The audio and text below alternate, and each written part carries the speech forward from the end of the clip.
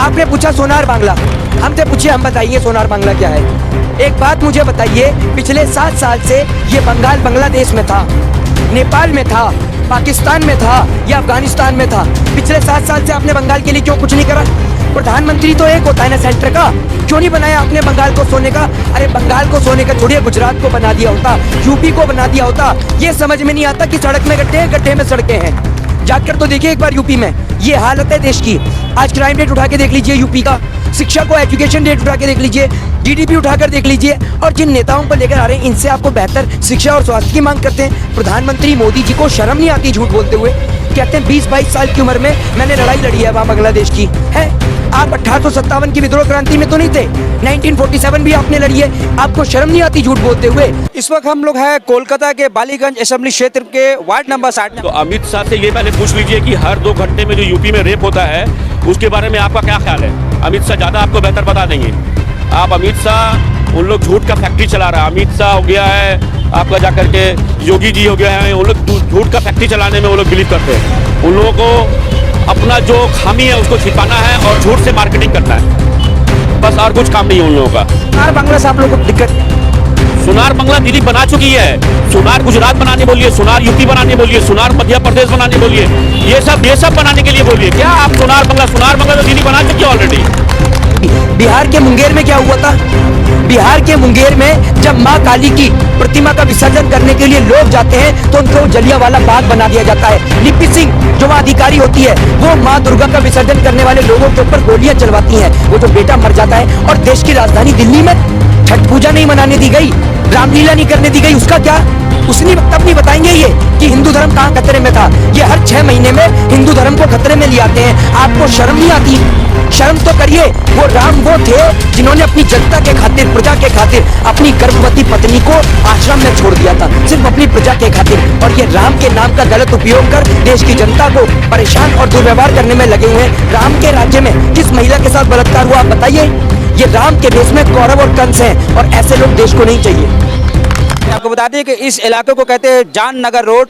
Park circus का ये इलाका जान है, इसीलिए शायद इसे जान नगर रोड कहते हैं। और पूरे पश्चिम बंगाल में पहली चरण का चुनाव हो चुका है, आइंदा 1 तारीख को सेकंड चरण का चुनाव है। तो क्या होने वाला है? ममता बनर्जी ने कहा है कि खेला होवे, मोदी जी ने कहा कि खेला शेष होवे। इस पर ज़्यादा बात करने के मेरे सामने कुछ लोग हैं जो टीएमसी के लोग हैं, जाहिर सी बात इन्होंने बैच लगा के रखा है। हम इनसे बात करते हैं कि खेला होवे ना खेला शेष होवे। खेला होवे, खेला शेष कहाँ से होगा? अभी तो खेला शुरू हुआ है और खेला खत्म करेंगे हम लोग इंशाल्लाह। बोलिए कैसे खेला का कीजिए खत्म? मारपीट के क्या? क्यों? खेला का मतलब मारपीट तो नहीं होता, खेला का मतलब खेला ही होता है। खेला का मतलब हम लोग का यहाँ पे दीदी जो खेला खेलेंगी इसका मतलब ये हुआ कि विकास का खेला होगा, मोदी जी का तरह विनाश का खेला नहीं होगा। खेला का मतलब ये है विकास किए दीदी और इससे बेहतर विकास करेगी आने वाला टाइम में। आप जीडीपी का आंकड़ा देखिए, यूपी इतना बड़ा स्टेट है, उसका जीडीपी का पर कैपिटा आंकड़ा देखिए और वेस्ट बंगाल का पर कैपिटा आंकड़ा देखिए, आपको समझ में आ जाएगा दीदी ने क्या किया पिछला 5-10 सालों में।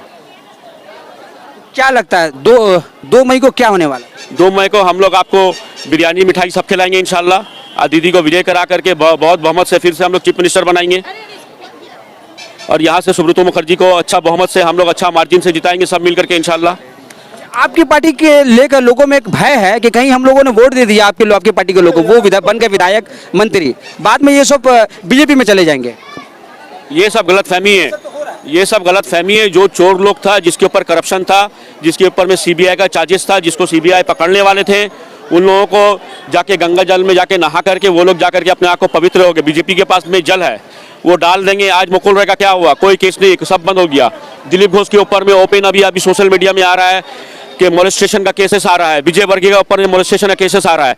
कुछ बात नहीं है इसके बारे में, तो कुछ बोला नहीं जा रहा है। आप लोग हैं सोशल मीडिया, आप लोग जो है पूरा हिंदुस्तान को ट्रुथ दिखा रहे हैं, गोदी मीडिया तो पूरा बिक गया है। इसके लिए बहुत बहुत शुक्रगुजार है आप लोगों का। बालीगंज में क्या हो?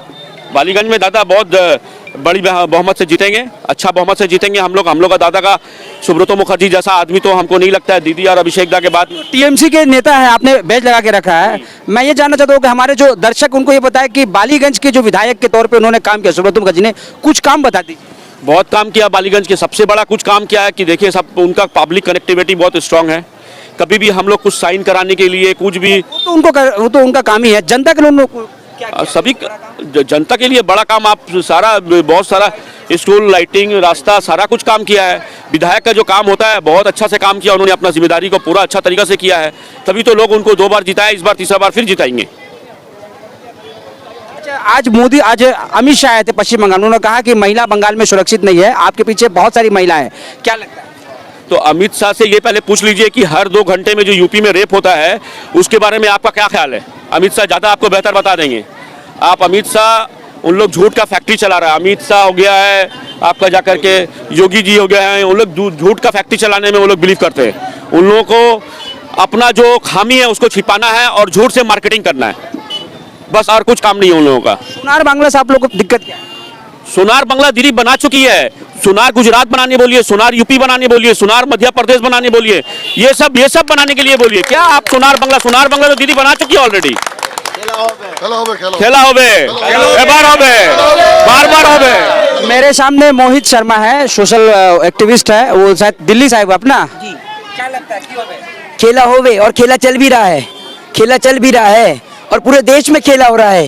देख रहे हैं ना जगह जगह बीजेपी के नेताओं की कैसी पिटाई हो रही है, देख रहे हैं। और ये मारने वाले कोई पार्टी के नेता नहीं है, ये आम जनता है, क्योंकि ये देश आपके बाप का नहीं है जो बेचे जा रहे हैं, ये संपत्ति हमारी है जिन्हें बेच रहे हैं। तो बेचेंगे तो क्या चुप बैठे रहेंगे?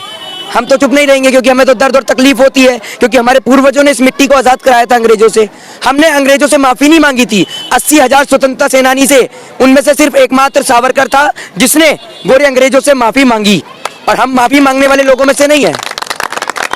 10 सालों में पश्चिम बंगाल में कुछ भी विकास नहीं हुआ है, क्या कहिए? हाँ, बंगाल में कुछ भी विकास नहीं हुआ। उत्तर प्रदेश में तो सबके पास अपना पर्सनल हेलीकॉप्टर है ना, कि घर से निकले हेलीकॉप्टर में बैठे और उड़ गए। क्या आप कम से कम यहाँ के विधायकों ने ऐसा काम तो नहीं करा जैसे बीजेपी के विधायक कर रहे हैं?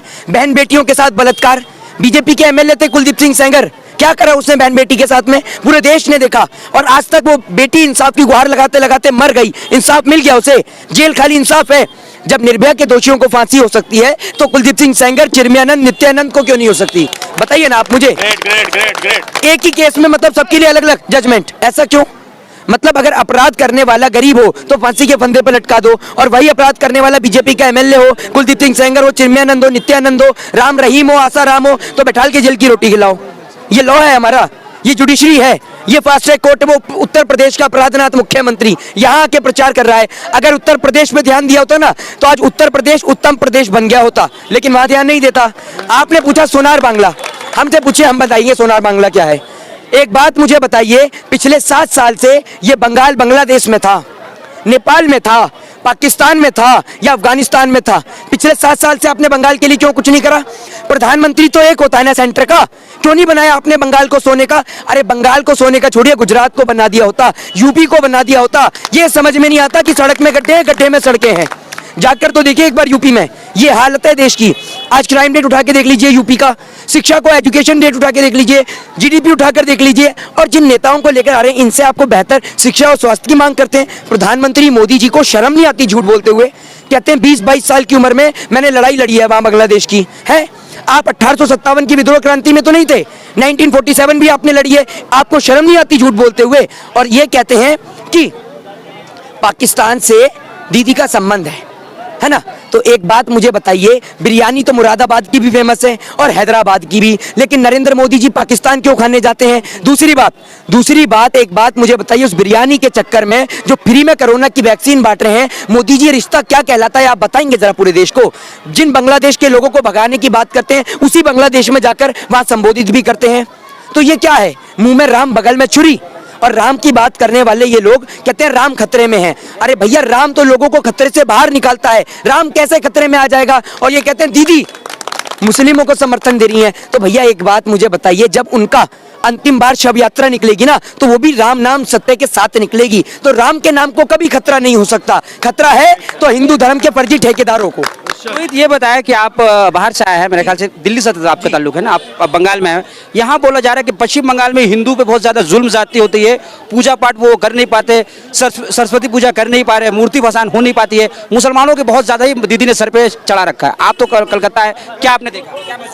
ये बीजेपी के जो जितने भी प्रवक्ता बैठते हैं ना न्यूज चैनल में, इन्हें कोई जवाब देने वाला नहीं है, क्योंकि हम जैसों को तो नेशनल चैनल में बुलाते नहीं है, बैन और कर देते हैं, बुलाना बंद कर दिया हमें। अगर इन्हें बिठाया जाए ना हमारे साथ, तब इन्हें पता चलेगी। बिहार के मुंगेर में क्या हुआ था? बिहार के मुंगेर में जब माँ काली की प्रतिमा का विसर्जन करने के लिए लोग जाते हैं तो उनको जलियांवाला बाग बना दिया जाता है। लिपि सिंह जो वहाँ अधिकारी होती है, वो माँ दुर्गा का विसर्जन करने वाले लोगों के ऊपर गोलियां चलवाती हैं। वो जो बेटा मर जाता है, और देश की राजधानी दिल्ली में छठ पूजा नहीं मनाने दी गई, रामलीला नहीं करने दी गई, उसका क्या?